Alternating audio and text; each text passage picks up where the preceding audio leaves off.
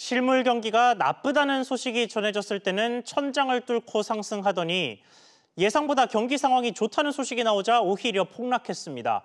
뉴욕 증시가 최근 이 정도로 하락한 적이 있었나 싶을 정도로 크게 떨어졌습니다. 문제는 이렇게 떨어지는 시점을 종잡기 어려웠던 것처럼 언제 다시 올라갈지도 가늠하기 어렵다는 거겠죠.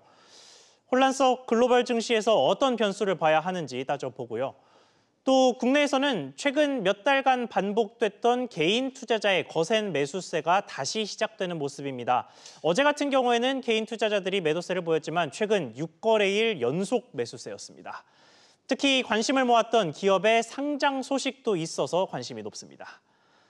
코로나19 불안감을 품고 오르내리는 증시 상황 전문가와 함께 전망해 보겠습니다. 이정환 한양대학교 경제금융대학 교수 나왔습니다. 교수님 안녕하십니까? 예, 안녕하십니까? 네, 일단 뉴욕 증시 얘기를 안 할 수가 없겠습니다. 이게 언제까지 이렇게 오를 건가 싶었던 뉴욕 증시가 폭락을 했습니다. 나스닥이 특히 많이 빠졌고요. 기술주가 전반적으로 주가를 반납했는데 간밤의 상황 어떻게 보셨습니까? 예, 사실 요약해 주신 바와 같이 기술주가 주가 하락을 유도했다라고 말씀드릴 수 있을 것 같습니다. 나스닥이 5%가 빠졌고요. S&P 500 역시 한 3.5% 빠졌는데 S&P 500의 섹터 인덱스라고 하죠. 특정 산업 인덱스인 기술주, IT 산업 인덱스는 약 2배가량, 7%가량 빠져서 S&P 500의 어떤 움직임, 하락장을 주도했다. 그러나 일반적으로 시가총액이 굉장히 큰 다우 지수는 그만큼 하락을 하지 않았죠. 한 2.7%, 2.8%인데 시가총액이 큰 그룹들은 전통적인 기업들이 많다. 전통적인 기업이 많다라고 볼 수 있고 전통적인 기업이 많기 때문에 이번에 어떻게 보면 IT 기업이 중심이 된 주가 하락에서는 비교적 여파가 덜 했다. 이게 결국은 주가 하락의 여파가 다우존스, S&P 500, 나스닥이 한꺼번에 나타난 게 아니라 S&P 500도 IT, 네. 나스닥은 IT 기업 중심이기 때문에 굉장히 충격을 크게 받았고 다우존스는 기존의 큰 기업들이 많기 때문에 비교적 영향을 덜 받은 이런 상황이 나타났다고 말씀드릴 수 있겠습니다. 그러면은 투자자들이 기술주에서 자금을 빼서 사실 코로나19 때문에 큰 관심을 받지 못했던 전통적인 기업들로 조금 넘어가는 모습을 보였다. 이런 식으로 정리를 할 수 있다는 건가요? 사실 이게 버블 관련 상황일 텐데요. 기존 이제 코로나19 사태가 발생하고 주가 시장이 양극화됐다라는 의견이 있고 전체적으로 버블이 됐다는 이런 두 가지 의견들이 크게 있는데 지금 말씀하신 건 일단 양극화됐다라는 의견에 가깝습니다. 흔히 말하는 K자 이론이라고 하는데 IT 중심 그리고 언택트 중심의 기업들은 주가가 상승하고 그런 전통적인 기업들은 주가가 오히려 하락을 해서 IT 기업들이 너무 많이 상승을 했기 때문에 주가를 견인하긴 했지만 기본적으로 떨어진 기업들은 아직 올라오지 않았다라고 해서 이제 두 가지 방향, 결국은 K자로 갈라진 것들이 수렴을 해야 되지 않느냐. IT 기업들은 좀 떨어지고 전통적인 기업들은 올라가고 이래야 되지 않느냐라고 하는 것이 일각의 의견이고요. 아니면 전반적으로 버블이 꼈다는 의견도 있는데 사실 코로나19가 종식이 되지 않았고 이 종식이 되지 않은 상황에서 실물 경기가 내년까지는 사실 그렇게 좋을 가능성이 별로 없기 때문에 이게 결국은 경제란 것이 모멘텀을 받으려면 어느 정도 기간이 걸리고 지금 실업이라든지 경제 성장률 측면에서 큰 타격을 입었기 때문에 어떻게 보자면 조금 시간이 걸리는데 너무 빨리 주가가 오를 것이 아니냐 이런 두 가지 의견을 갈리고 있어가지고 아마 어떻게 될지는 사실 지켜봐야 될 것 같은데 이번 상황은 사실 K자 이론에 가까운 IT 기업들이 중심이 돼서 IT 기업들이 주가가 하락하는 그 주가 하락이 전반적인 지수 하락을 견인하는 그런 상황이라고 말씀드릴 수 있겠습니다. 네, 알겠습니다. 자, 그런데 버블이냐 아니냐라는 식의 논쟁을 떠나서 일단 지금의 실물 경기 상황 대비 비교해 봤을 때에는 기대감이 많이 끼어 있는 주가다라고 하는 데에는 부인의 여지가 없어 보입니다. 이게 버블이냐 아니냐는 두 번째 문제로 사고서라도요. 그래서 코로나19가 여전히 끝나지 않고 경제에 실시간으로 영향을 미치고 있는데 증시 수준은 사실 뉴욕 증시 기준으로 봤을 때 코로나19 이전 수준을 거의 회복했거나 넘어선 수준입니다. 오늘의 하락세를 반영하더라도 그런데요. 이게 전 세계 시총 기준으로도 코로나19 이전보다 좀 증가한 추세라고 하더라고요. 원인이 어디에 있다고 보십니까? 사실은 원인은 뭐 여러 가지 봤을 때 저금리와 결국 유동성, 그에 기반한 유동성이 시장에 많이 공급된 것이라고 말씀드릴 수 있겠습니다. 일단 저금리 상황이 주가에 어떤 영향을 미칠 수 있느냐, 뭐 두 가지 측면인데 일단 채권의 매력이 굉장히 떨어지죠. 채권의 금리, 저금리란 것은 결국 채권의 금리인데 채권의 금리가 하락하면은 주식에 대한 투자에 대한 의욕, 인센티브가 늘어나게 되겠죠. 그다음에 이게 결국은 사람들 할인율이라고 많이 얘기를 하는데 미래의 돈이 현재 얼마나 가치가 있느냐에 굉장히 많은 영향을 미칩니다. 예. 어떤 기업이 같은 배당을 주더라도 뭐 배당은 크게 변하지 않으니까요. 할인율, 미래의 내 현금 흐름이 오늘 얼마 가치 있는 할인율이 떨어지게 된다면 결국 기업의 가치는 올라가게 될 수밖에 없습니다. 그래서 금리가 떨어지면은 주식의 가치는 올라간다라고 말씀드릴 수 있겠고요. 그다음에 시중에 유동성이 많이 풀렸는데 투자처가 없다. 라는 게 크게 말씀드릴 수가 있는데 결국은 미국, 중국 등이 굉장히 많이 올랐고 이쪽에 IT 기업들이 이번 사태를 코로나 사태를 지나서 더욱 성장할 것이라는 기대감은 굉장히 크고 이 기대감을 바탕으로 결국은 투자처, 많은 사람들이 투자처를 찾고 있는데 이 투자처가 결국 IT 기업이 된 것이 아니냐라고 말씀드릴 수 있겠습니다. 네. 이건 상대적으로 뭐 유럽 지수들은 아직 그렇게까지 회복이 되거나 사실 어떻게 보자면 중국이나 미국은 이전의 지수 상황을 넘어갔는데 이전의 시가총액에 넘어갔는데 독일, 영국 등은 아직까지는 그 기존의 어떤 시가총액 기준을 회복하지 못하고 있는 상황이라 IT 중심 사람들이 유동성이 풀려서 투자처를 찾고 있고 결국 IT 기업이 미래의 어떤 성장 동력이다라고 인식하고 있어서 투자처가 몰린 것이 아니냐라고 판단할 수 있겠습니다. 네, 그런데 유럽에도 IT 기업들이 있는데 왜 유독 유럽은 이렇게 맥을 못 추는 걸까요?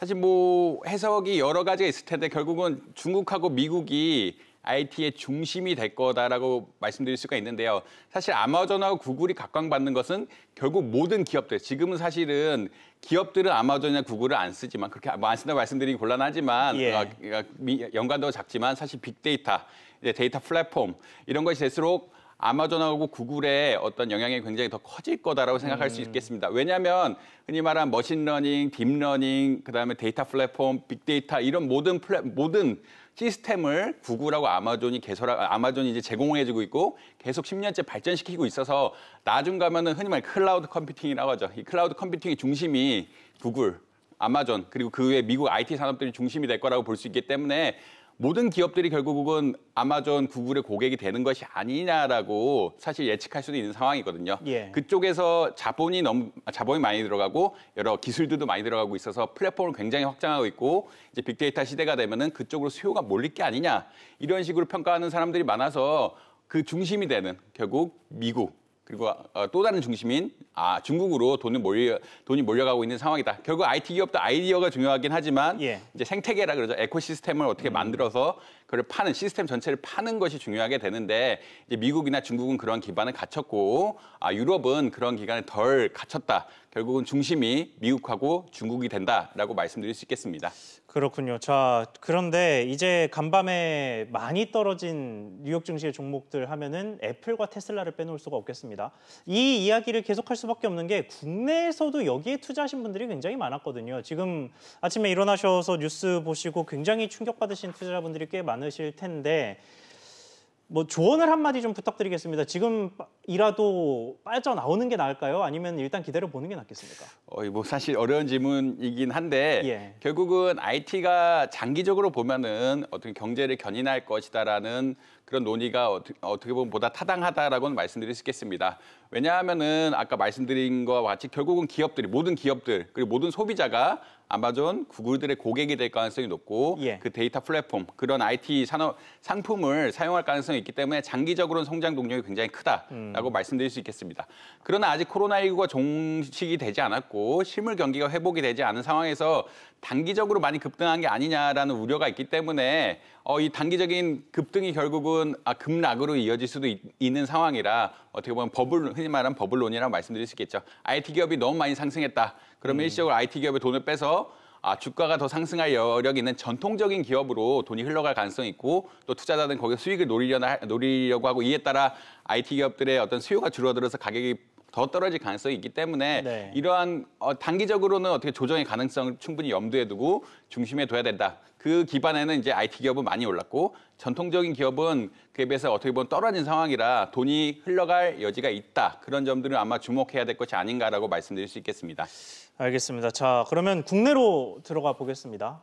국내 증시도 시작부터 좀 어려운 질문을 드려야 될 것 같은데요. 간밤에 뉴욕 증시가 폭락을 했는데 코스피는 얼마나 영향을 받겠습니까? 코스피 역시 최근엔 제약주, 그러니까 뭐 지금 삼성전자도 많이 올라가긴 했지만 코스피나 코스닥 역시 제약주나 흔히 말하는 테마주 IT주들이 많이 그렇죠. 올라갔는데 코로나19와 관련돼 있다 하면은 폭등하고 뭐 이런 점들이 좀 있었죠. 예, 기존의 전통적인 주식, 뭐 현대차나 뭐 포스코 같은 큰 기업들은 사실 많이 오르지 않은 상황이라 국내 역시 그런 IT 중심 기업들이 좀 그러니까 빠질 가능성이 있다. 왜냐하면 결국은 상호 연관된 것이고요. 결국 산업이란 게 상호 연관된 것이고 IT 부분이란 거 역시 우리나라 어떻게 보면 너무 투자가 많이 된 것이 아니냐라는 평가가 있어서 사실은 동학 개미들이라고 많이 말씀하죠. 그 개인들이 굉장히 투자를 많이 해서 주가를 부양하는 경향, 특히 이런 것들이 IT 산업들, 그 언택트 산업에 집중되는 경향들이 있는데 이게 어떻게 보면 조정을 받을 수도 있다. 왜냐하면 미국에서 이미 한번 조정을 지금 받을 신호가 나타났고 물론 내일 반등을 하면은 조금 이야기가 달라지겠지만 오늘은 적어도 뭐 충격을 받을 여지가 크다라고 말씀드릴 수 있겠습니다. 알겠습니다. 자, 국내 증시 이야기를 하면서 카카오게임즈의 상장 이야기를 빼놓을 수가 없습니다. 카카오게임즈 상장하면서 뭐 역대급 기록들을 정말 많이 쓰면서 ITO 청약 광풍 현상이다라는 이야기를 나올 정도로 많은 돈이 쏠렸는데 이 과정에서 사실 여쭤보고 싶은 게 하나 있었습니다. 이게 1억 원을 넣어도 5주밖에 못 받는, 그러니까 증거금을 워낙 많이들 넣다 보니까 진짜 자산가들만 결국은 많은 주식을 확보할 수밖에 없다. 라는 식의 불만이 나왔고 실제로 금융위원회에서 제도 개선을 추진한다라는 이야기도 있어요. 그런데 다른 한편으로 생각해보면 자본주의 국가에서 이게 생존의 필수적인 재화도 아니고 투자 자산인데 많은 돈을 들여서 확보한다는 그 명제 자체가 과연 틀렸는가 하는 식의 의문도 좀 들거든요. 이 부분에 대해서 어떻게 생각하십니까? 이게 뭐 사실 철학적인 문제가 있을 수 있고 수요와 공급의 문제가 있을 수가 있는데 일단 수요와 공급 측면에서 말씀드리면 지금처럼 공모주 어떻게 보면 공모주에 돈이 몰린 일이 그렇게 흔하지는 않다. 물론 기본적으로 IPO를 하면은 주가가 오른다는 것은 여러 연구에 의해서 밝혀진 사실이긴 하지만 지금처럼 어떻게 보면 삼상한 뭐 이상 뭐 따상 뭐 여러 가지 용어들이 있는데 결국은 그렇게 순간적인 단타 매매라고 하죠.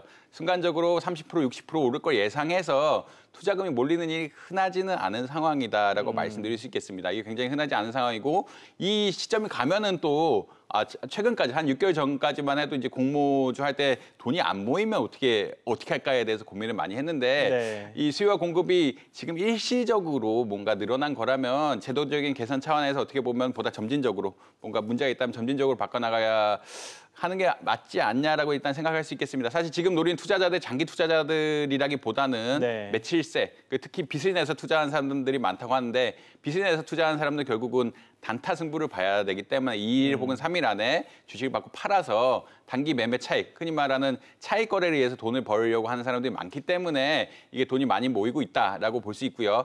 이러한 차원에서 어떻게 보면 제도 개선도 이게 단기적이냐 혹은 장기적인 차원에서 이게 문제가 되느냐를 반영을 해야 된다. 그리고 말씀하신 주가 자본주의 사회에서 돈을 많이 넣는 사람들이 이거 받아가야 되지 않느냐. 사실 이거 해법은 이게 약간 확률적으로 청약 넣듯이 청약에도 가점이 많은 사람들이 받아가지만 어떻게 보면은 이제 일부는 추첨을 해서 어떻게 보면 더 받아갈 수 있는 기회를 마련해야 된다고 하는데 이거 역시 사실은 지금 제가 보기에는 결국 수요와 연관이 깊기 때문에 이게 2일, 3일 안에 60% 이상 수익률이 난다고 하기 때문에 사람들이 1억, 2억, 3억씩 투자해서 돈을 사는 거지 이게 10%, 뭐 5% 이렇게 난다 그러면 사실 그렇게까지 투자는 아니라고 볼 수 있기 때문에 이게 앞으로 결국은 이게 요번에 어떻게 보면 유동성이 시중에 굉장히 많이 풀리고 저금리 상황일 때 IPO하는 특수 상황을 벗어나서 다른 상황이 되면은 어떻게 할지 염두에 두고 제도 개선에 나서야 되는 게 아닌가라고 생각할 수 있겠습니다.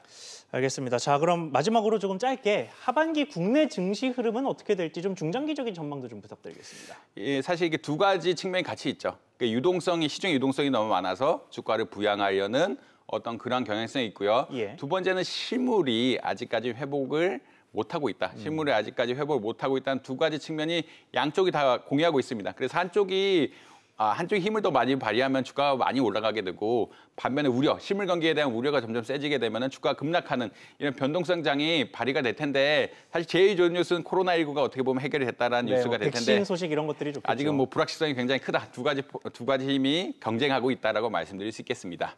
네, 알겠습니다. 오늘 말씀 여기까지 듣겠습니다. 지금까지 이정환 한양대 경제금융대학 교수와 이야기 나눠봤습니다. 교수님, 오늘 말씀 감사합니다.